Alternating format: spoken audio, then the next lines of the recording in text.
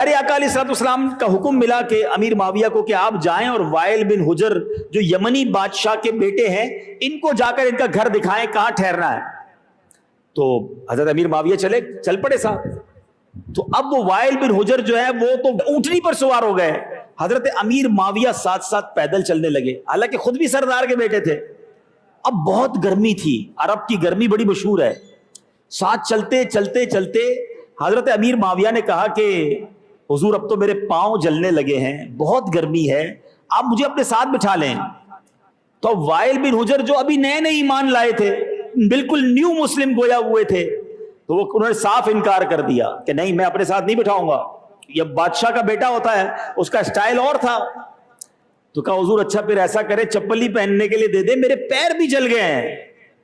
While بن حجر نے کہا کہ تم ان لوگوں میں سے نہیں جو بادشاہوں کا لباس پہن سکو, تمہیں پتہ نہیں ہم بادشاہ کے بیٹے, تمہارا یہ مقام نہیں ہے کہ تم بادشاہوں کا لباس پہن سکو, تمہارے لیے اتنا ہی کافی ہے کہ میری اونٹنی کے سائے میں چلتے رہو. حضرت امیر معاویہ سردار کے بیٹے ہیں, لیکن نبی پاک کی چونکہ غلامی میں رہے ہیں, ننگے پیر گرمی میں آنے والے مہمان کے اکرام کے لیے چلتے چلے جا رہے ہیں. حضرت امیر معاویہ جب چلتے ہوئے کوئی جوابی کاروائی نہ کی, اب وہ واقعہ تو پورا ہو گیا, اب حالات نے پلٹا کھایا.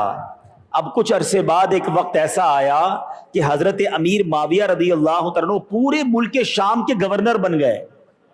اب وائل بن حجر جو ہے اس زمانے میں حضرت امیر معاویہ کے پاس گئے, اب پورے شہر کا گورنر, اور اب یہ ملاقات کرنے گئے. تو حضرت امیر معاویہ نے بڑی محبت کے ساتھ ان کے ساتھ پیش آئے, وہاں بھی بڑی عزت دی. ماضی کا بدلہ لینے کے بجائے حضرت وائل بن حجر سے کہا کہ میرا یہ تخت بہتر ہے یا آپ کی اونٹنی کی کوہان بہتر ہے.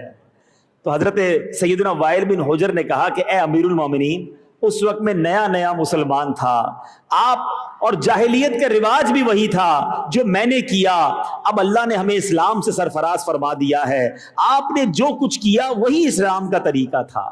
اے میرے بیٹے اسلامی بھائیوں, اس واقعے سے ہمیں سیکھنے کو کیا ملا؟ حضرت وائل بن حجر پتہ ہے پھر کیا کہتے ہیں؟ کہتے کاش میں نے اپنے آگے آپ کو سوار کیا ہوتا, اپنے ساتھ بٹھایا ہوتا, اس وقت مجھے یہ پتہ نہیں تھا کہ اسلام کی خوبصورتی کیا ہے.